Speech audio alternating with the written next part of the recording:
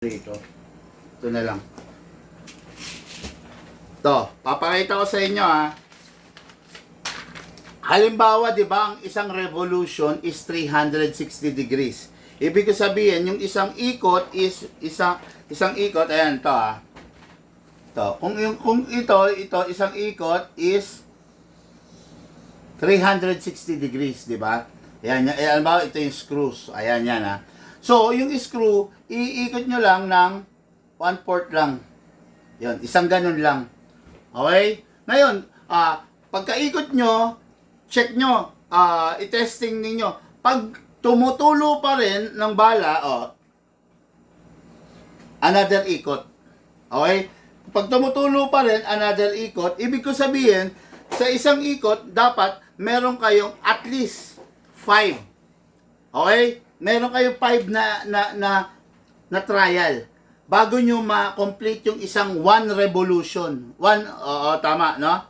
Kaya, ayun, kumbaga, yung isang buong ikot, okay? Halimbawa, yung screw, konti lang, okay?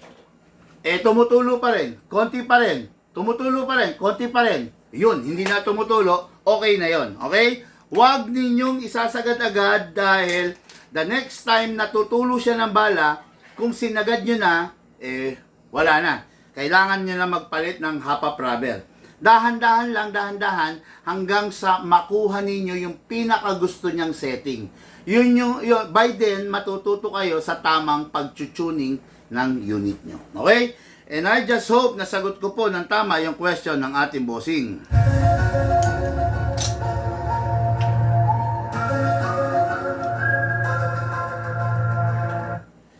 Okay, next question natin. Dali.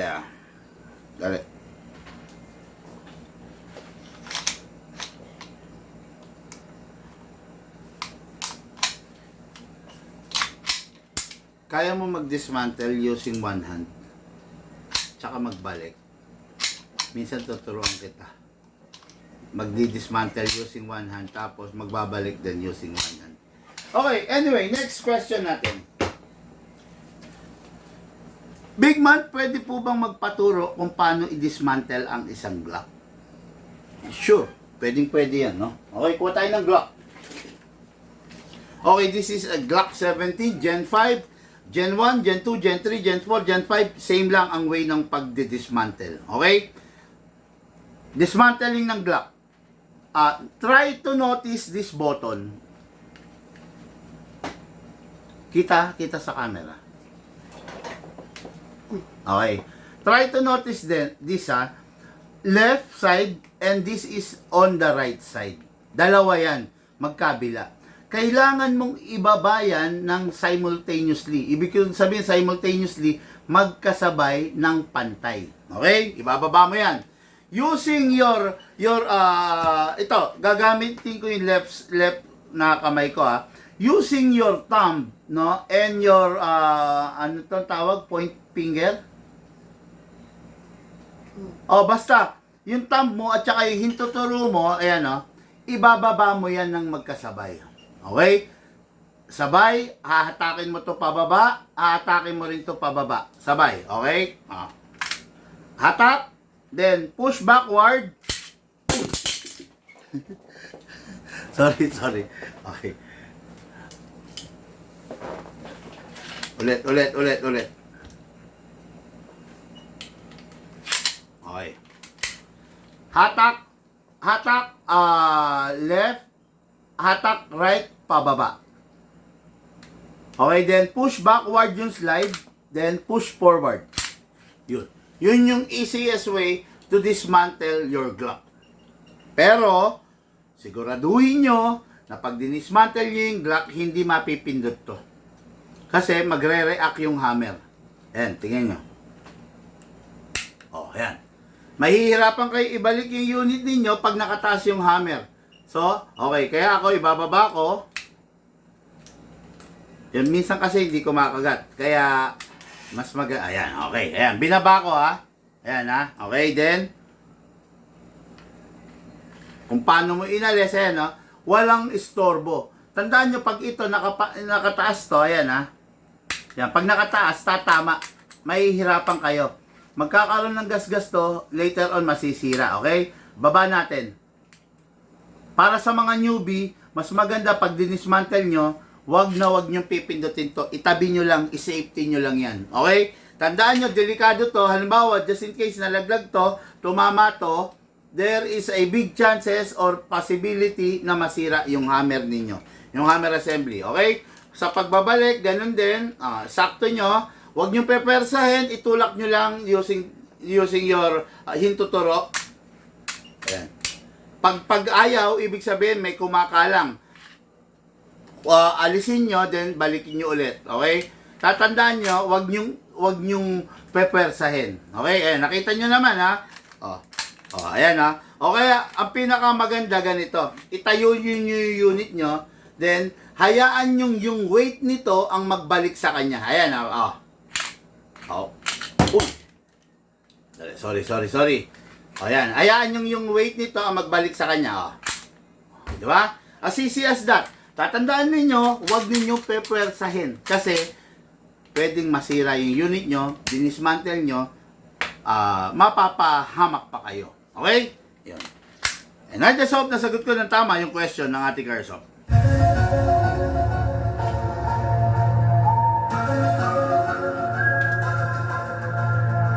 Grabe, ang sarap, no? Ang sarap, very informative to.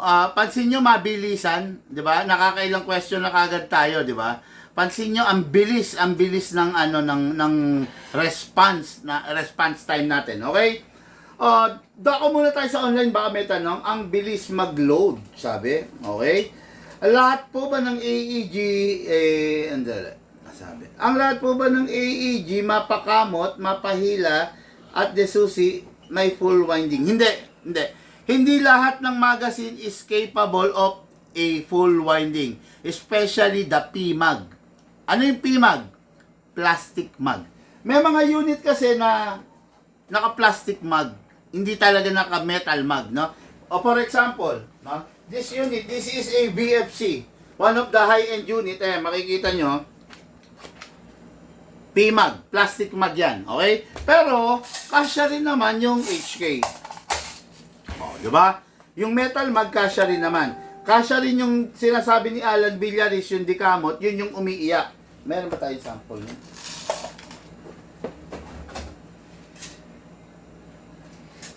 Ito. Meron tayo nun.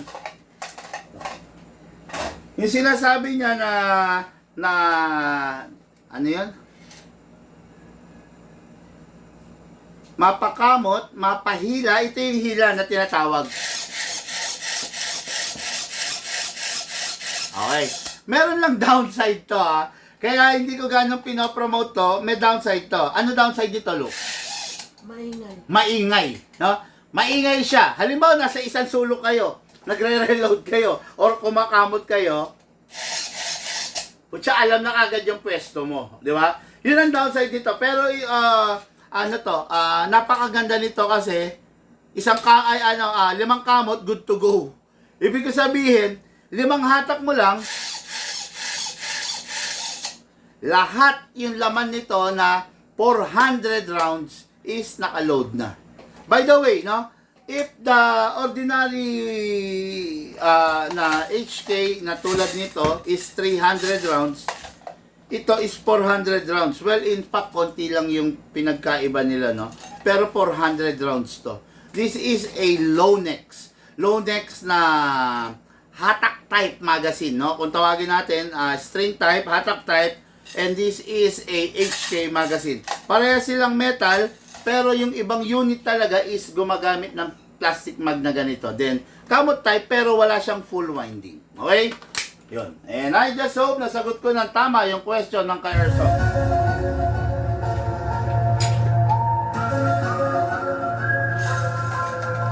Grabe. Kita nyo, ang bilis ng kasagutan, no? Yung itong episode na to, tulungan nyo ako mga ka-Airsoft, i-share ninyo. Kasi itong episode na to, mangyayari rito is yung mga mabibilis na katanungan na kailangan nating sagutin. Okay? Katulad na to, may nag-text na naman, dahil nakita niya, nag-dismantle tayo. Okay. Big man, paano po i-dismantle ang 1911 at 2011? Same lang po ba siya sa Glock? Wala po ako makitang hinahatak. Wala pong hinahatak sa 1911 or sa 2011. Pero halos same lang sila. I will show you an example of a 1911. Ito. At saka kukuha tayo ng example ng isang 2011. Okay.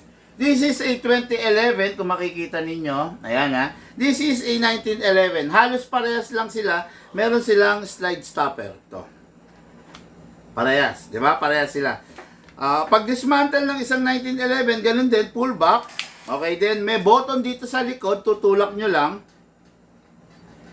Then, medyo malalim lang kasi to. Wala akong kuko ngayon eh. Okay?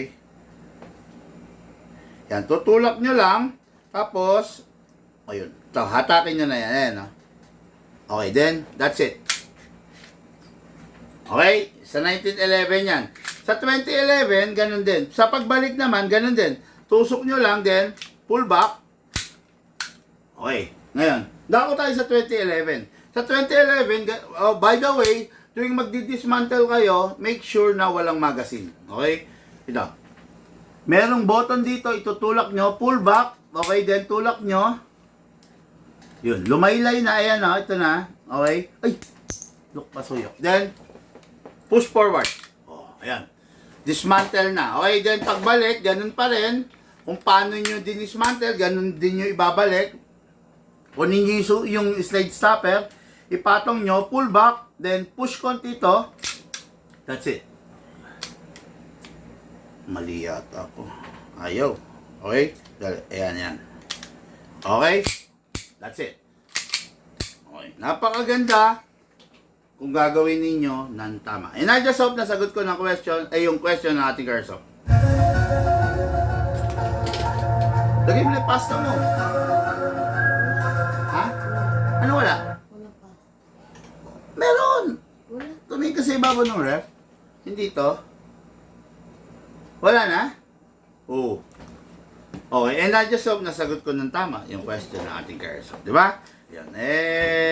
Mabilisan po rito, no? Kaya nga sabi ko sa inyo, kung meron kayong tanong, ibigay nyo na. Kasi itong episode natin na to, itutuloy-tuloy natin to para makatulong sa ating mga Airsoft. Okay? Okay, may full metal po ba na Glock? Wala pong full metal na Glock. Lahat po ng Glock is half metal, half polymer. Okay? Ang sa Glock, internals and upper niya, as well as the slide, is depende pala. Depende. Yung iba kasi may full steel. Yung iba, pundido. Yung iba, alloy. Mostly, lalo na ang budget mill, alloy. Recycled alloy. Okay?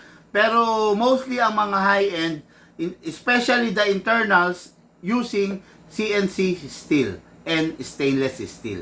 Pero yung mga budget mill like WE, ENC, Double Bell, gumagamit lang po yan ng mga recycled alloy. Kakulay ng kaldero, kakulay ng sandok na ginagamit ng nanay mo sa kanyang kusina. Okay? Ganon. Kakulay ng Coke in can, kakulay ng mga soda in can, kakulay ng mga soft drinks in can. Okay?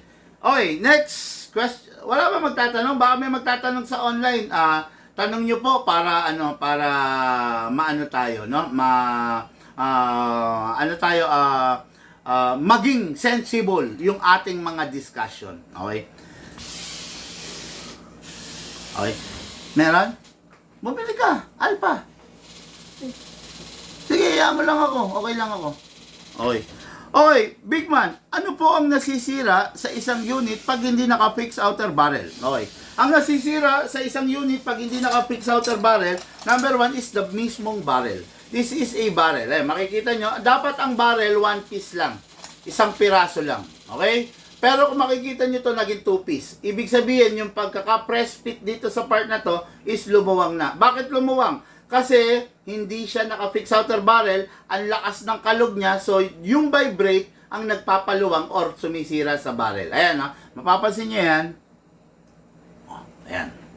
Diba? Naghiwalay na. So, ang tanong, maikakabit pa ba yan? Yes, maikakabit mo. Ang tanong, maididikit ba yan? No, hindi mo pwede idikit yan kasi hihiwalay, bibitaw at bibitaw lang rin yan. Okay? Hindi mo ma-fix yan. Pag ito naghiwalay na, hindi mo na ma-fix. I will show you an example of the premium na fixed outer barrel natin as well as fixed outer barrel natin. Okay? Ito makikita nyo ito mga airsoft. Oh.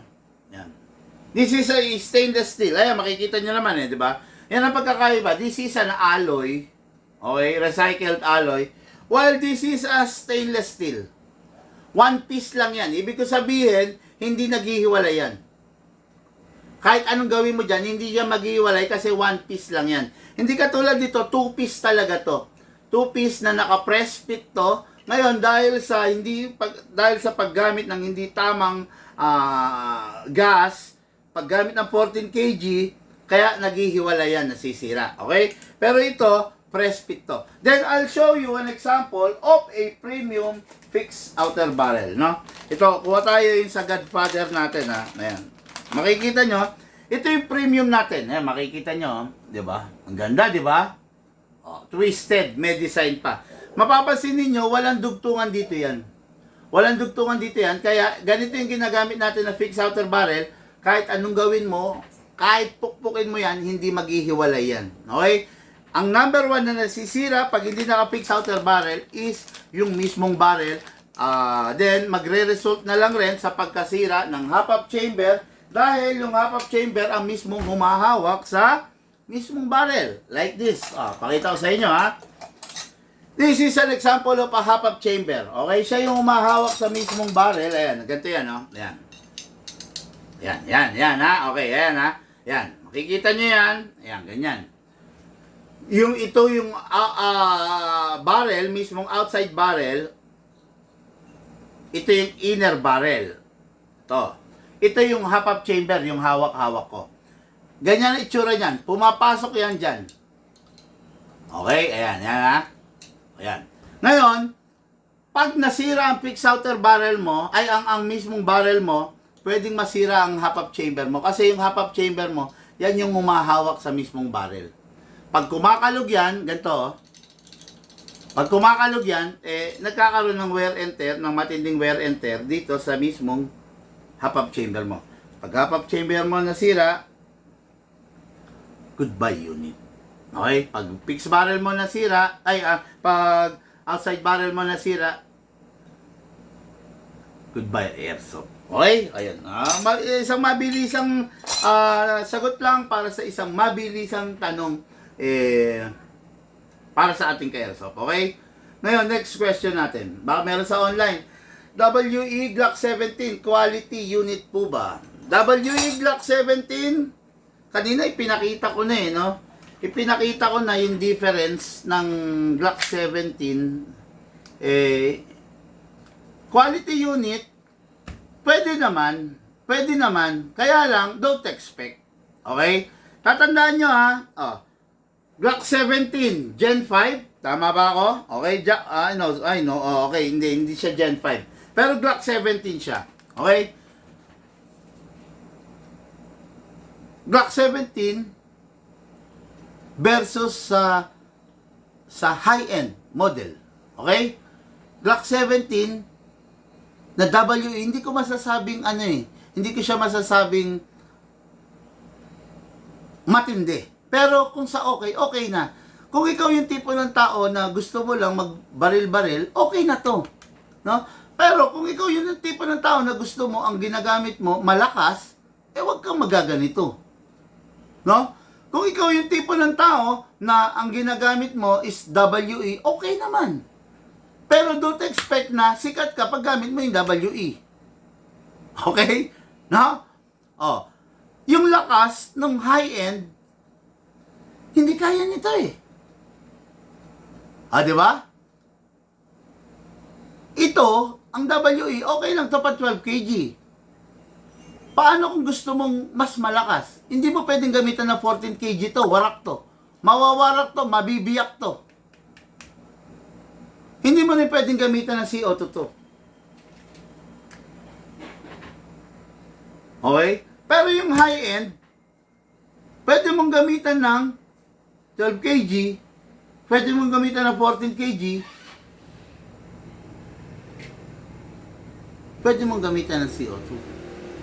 O, di ba? Ayan. Ganito yan, mga Airsoft, no? Halimbawa, gumagamit ka ng sasakyan, Vios, or Mitsubishi Mirage. Okay naman siya. Maihahatid ka sa pupuntahan mo.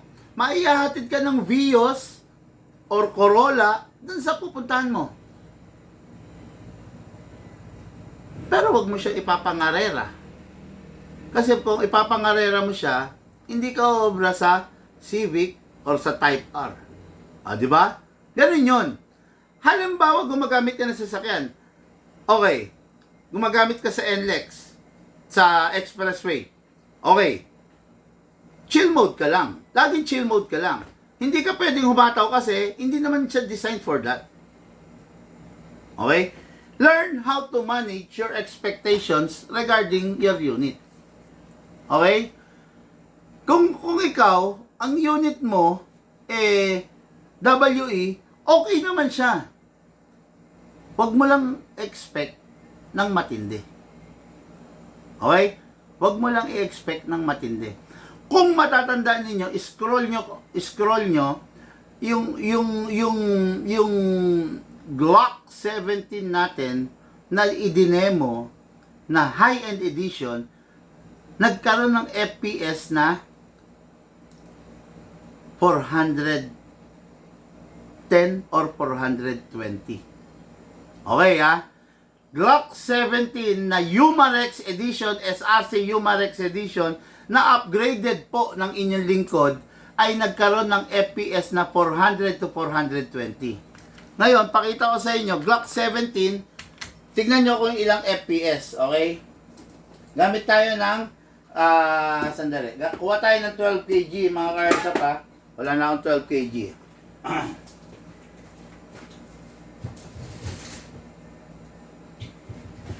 Okay, gamit tayo ng number 12 kg, okay? Hindi ako pwede mag-chrono ngayon, ha, ng high-end kasi high-end ngayon, eh. Ayaw kong magkaroon ng gas-gas. Pero ito, dahil WE lang naman tong hawak ko, Glock 17, okay lang, no? So, ayan, maglagay tayo ng gas, ha? 1, 2, okay, 2 seconds. Ngayon, maglagay tayo ng bala, okay? Hatawan natin ito pababa. Then, place your thumb here. Okay, maglagay tayo ng bala. Okay, ayan na. Ayan, naglagay tayo ng bala. I-chrono natin. Pakita ko lang sa inyo, ha. Yung high-end edition natin na upgraded, nagkaroon siya ng chrono na 410. 410, 420, ganon. Tignan natin to kung ilan ang chrono nito para makita nyo lang rin, ha. Okay, firing. 338.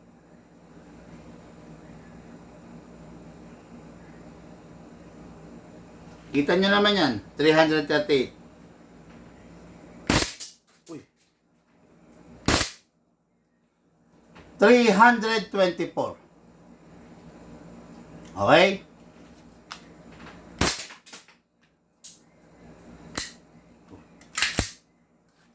Ano pang bahala? Wala nang gas? Wala nang gas. Wala nang gas. Kasi dito upgraded, eh. Okay? Ayan, ha.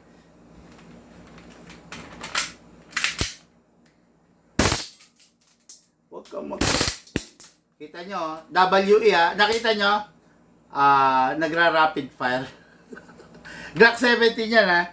Busted kasi to, may problema to unit na to. Ayan.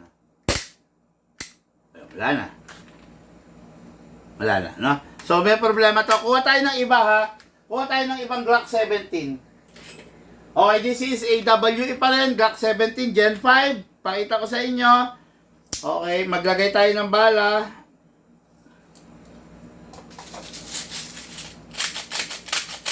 Okay, maglagay tayo ng bala, ha. Ngayon, maglagay tayo ng gas. 1, 2. Oops, may leaky. Okay, chrono natin sa mabilisan lang. Sayang yung gas. May leak to. Kuha tayo ng isang ba magazine. Ito. Lagyan natin ng gas ha. 1, 2. Okay.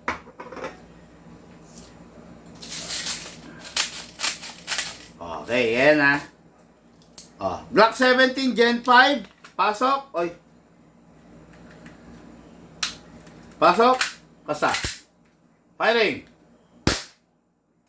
314. Firing. 315. Firing. 308. Firing. 307. Okay. Oh, ayan ha. Yang ipinakita ko sa inyo, okay, pasingawin na natin, is WE. Okay, kuha tayo ng high-end. Pakita ko lang sa inyo ha.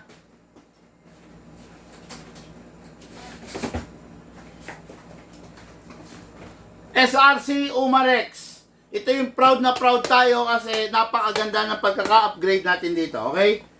Dali lang. Bago tayo magkalituhan, ang dami ng unit sa akin ng harapan. Alisin lang muna natin. Okay? Alisin ko lang to. Okay. Alisin muna natin ha. Sobrang dami na eh. Ang gulo-gulo na ha. Okay? Okay. Ngayon kunin natin to ha. Itong hawak ko is partially upgrade pa lang to. Naka-fix outer barrel, naka-fine tuning, naka-trigger job. Hindi pa to naka-big bore nozzle. Hindi pa ha. Wala pang big bore nozzle to. Lagyan natin ng hangin. Okay, ganun pa rin. Gamit tayo 12 kg. Up, oh. Lagyan natin bala. 1, 2, sorry, bala. Hangin pala. Okay, ngayon lagyan natin ng bala. Taka natin pababa. Bala. Okay. Mga ka-airsoft, ito, tatandaan nyo ha, hindi pa to fully upgraded. Upgraded pa lang to. Naka-fine tuning, naka-trigger job, naka-fix outer barrel. Hindi pa po ito naka-big bore nozzle. Okay? Meron lang tayong kinalikod dito, napalakas natin ng bahagya. Hindi pa sagad ang upgrade dito ha. Hindi pa sagad. Pasok. Kasa. Ready to fire. 391.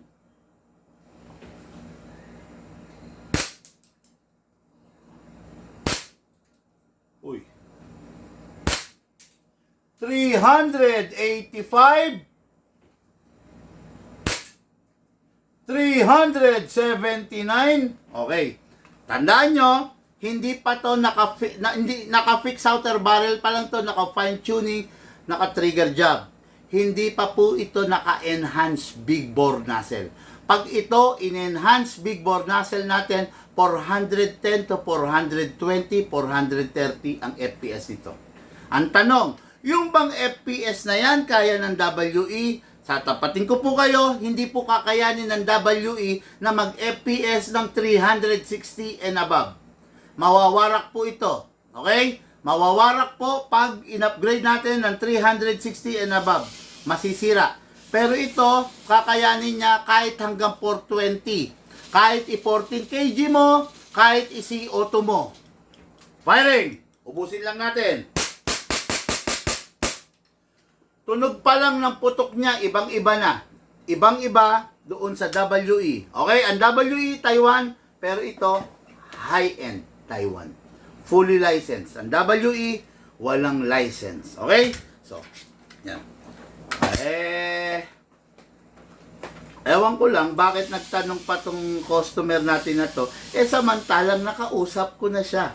Napaliwanagan ko na siya. Ibig lang sabihin, medyo may pagkalito pa siguro sa isip niya, no?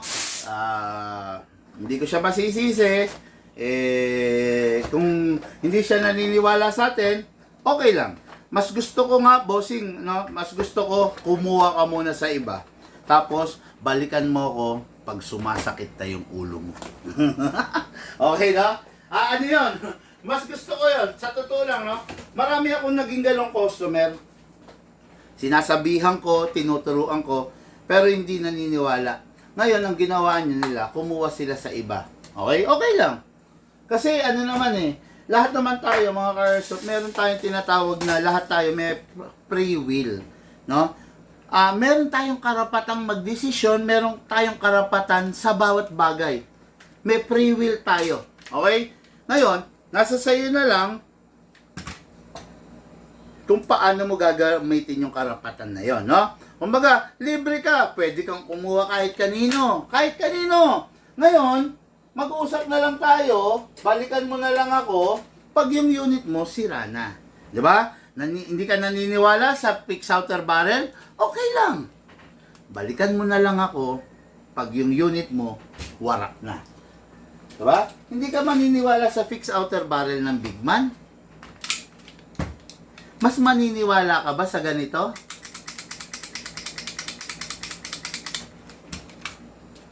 O sa ganito? Saan ka maniniwala? Dito? O dito? Nakita mo, on the spot, hindi ko dapat gawin, krinono ko ang isang WE, Glock 17. Nakita mo rin, on the spot, krinono ko ang isang high-end. Not full upgraded, partially upgraded. Nakita mo naman kung ilang FPS yung lumabas. Maniniwala ka ba sa unit na China na hindi upgraded? O doon sa unit na in-upgrade ni Bigman? Nasa sayo na po yun, bossing, no? Kung matigas ang ulo mo, wala po ako magagawa doon. Ang akin lang, puro advice lang. Kung papaniwalaan mo ko, you will thank me later. Kung hindi ka maniniwala,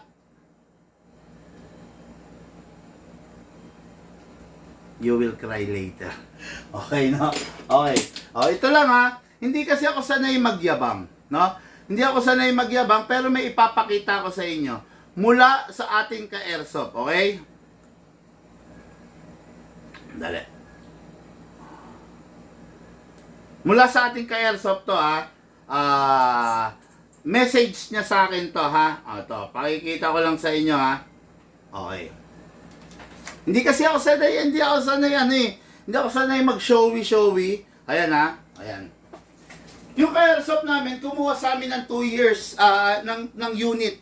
2 years na. 3 years na pala, okay? Ngayon, ayan ha, ayan. Kung makikita nyo, basahin nyo na lang. Ayan ha. Thank you po. Thank you, sir. Okay, nakarating na po yung unit. Pinagawa yan ha. Di ako, sir, nagsisisi na sa'yo ko kumuha ng unit. God bless po. Okay? Ayan ang reply ko. Salamat po, bossing, sa tiwala ninyo. Hindi po namin kayo bibiguin, bossing. Ayan ha? Ayan. Tingnan nyo yung pangalan. Robin Di Makulangan. Customer namin to 3 years ago. Okay? Nasira yung unit niya. Ayan. Pakita ko sa inyo yung combo ha. Ayan. Ayan. Ito yung live oh. Ito yung live ng unit niya. Okay ha? Pakita. Tayo. Ayan. Ayaw bumukas ng live. Iba yung bumukas. Ayan. Ayan. Yan yung live niya ha. Ito yung live ng unit niya. Medyo mabag. Ayan. Okay. Ayan yung live ng unit niya ha. Ayan yung unit niya. Okay? Okay. Ayan ha. So, wag na natin play.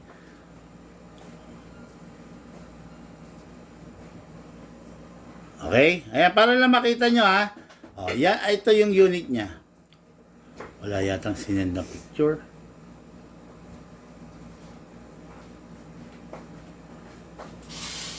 Walang sinend. Okay, ayan no. So, ayan, buhay na saksi kayo. Ayan. Thank you, sir. Nakarating na po yung unit. Pinalalamove namin, pinagawa niya. Di ako, sir, nagsisi na sa'yo ko kumuha ng unit. God bless po. Okay? Ngayon, kung hindi kasi ako sanay na, na iyabang yung mga ganyan, no? Kasi, sa akin, hindi naman sa pagyayabang, regular, ordinaryo na yung may nagpapasalamat sa akin dahil sa magandang serbisyo, dahil sa maayos na serbisyo. Kumbaga, hindi na, sa akin, hindi na ganong, hindi na para ipagyabang ko pa yung mga ganong bagay. Okay? Ngayon, kung mananiniwala kayo sa akin, okay lang, maganda. Kung hindi, mas okay, mas maganda, sumubok muna kayo sa iba. Tapos, babalik kayo sa akin, magpapatulong kayo sa akin. Mas gusto ko yun. Kasi, from there, mapapatunayan ko yung kalidad, yung klase ng serbisyo na kaya kong ibigay na hindi kayang ibigay ng iba, no? Nok B, Yams, bossing, nag-usap na tayo, binigyan kita ng magandang offer, kung hindi mo i-avail, okay lang, mas gusto ko, bossing. Ito, hahamunin kita, bossing. Try mo muna sa iba. Try mo dyan, taga Davao yan eh. Try mo muna sa iba. Bossing, nandito lang naman ako, hindi ako mawawala, no? Nandito lang ako, i-try mo muna sa iba. Bossing, balikan mo ko pag umiiyak ka na. Okay? Balikan mo ko pag umiiyak ka na. Bakit ka iiyak? Pag yung perang inipon mo, yung perang meron ka, ipinambili mo ng walang kwenta, balikan mo ko, bossing. Okay. Ayan ha. Anyway, next question tayo. Ang dami pang question eh. Okay. Big man, 3 times na po nagbara, I just hope nasagot ko ng tama yung question na Ate Carso.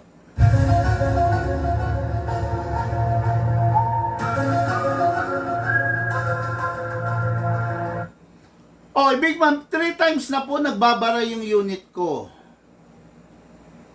Anong unit to? Pistol rifle? Okay. 3 times na po nagbabara yung unit ko.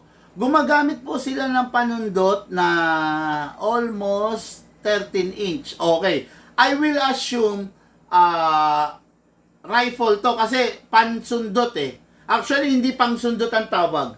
Ang tawag doon, cleaning or jam rod. Ito yun, pakita ko sa inyo. Ito, napakahalaga nitong itong small stick na to, napakahalaga ng silbi nito para sa mga nagmamay-ari ng rifle. Kung titignan nyo, simpleng-simple lang, di ba? Pero napakaganda nito. Bawat sides nito, napakalaki ng silbi. Number 1, itong sides na to is nakadesign siya para mag-alis ng bara. Itong sides naman na to is nakadesign siya para maglinis ng unit. Okay, ng inner barrel ninyo. Okay? For example, this is the inner barrel na nagkaroon ng bara. Lagyan natin ng bibis ha. Lagyan natin ng bibis. Kunwari, nagbara talaga. Okay, lagyan natin ng bibis. Okay, may nagbara. Ayan yung bibis, hindi nalalaglag. Itong side na to, ito ang makakatulong para mawala yung bara. Ayan, makikita nyo ha. Tingnan nyo, malalaglag. Kita nyo? Hindi kayo pwedeng gumamit ng alambre or ng mga ibang pangsundot. Masisira yung half rubber ninyo. Ito ang magagamit niyo. Okay, yung other side naman, ito ang gagamitin nyo sa paglinis. Wala kasi akong maliit na cloth dito. So, I will, magsasample lang tayo. Kunwari, gagawa tayo ng, halimbawa, papel. Ipagpalagay nyo na itong papel na to is malinis na basahan. Okay? Yan, ipapasok mo lang yan dyan. Yan, papasok mo ganyan. Yan. For example, basahan na yan, di ba? Tapos, ayan, lalagyan mo yan ng silicone oil. Psst. Okay, masyado malaki. Ayan. Pag meron ng silicone oil yan, okay, yan ang ipanglilinis mo sa inner barrel mo. Papasok mo lang ng ganyan yan. Yan. Yan na. Okay. Ayan. Yan ang ipanglilinis mo.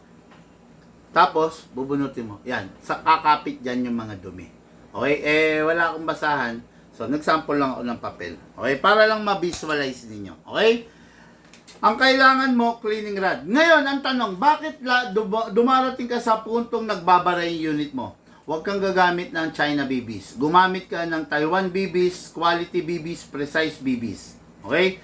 Kaya nagbabara yan, it is because yung China BBs, hindi lahat ng BBs is 100% yung iba deform. Kaya nagbabara yung unit mo. Okay? Gamit ka lang matinong bossing BBs. Sayang yung pera mo, sayang yung unit mo kung gumagamit ka ng dispalinghadong BBs. Okay? masisira lang yung unit mo. Promise, promise. Makinig ka sa akin. Pag hindi ka nakinig, naku bossing, sasakit ang ulo mo, ha? Okay? And I just hope nasagot ko ng tama yung question natin.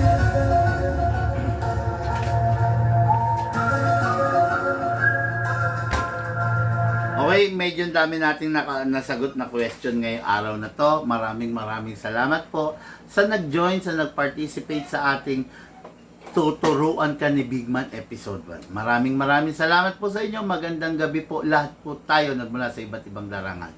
Pinagbuklod, pinag-isa ng isang libangan. Yun po ang paglalaro ng airsoft. Hatid po sa inyo ng inyong lingkod, Bigman.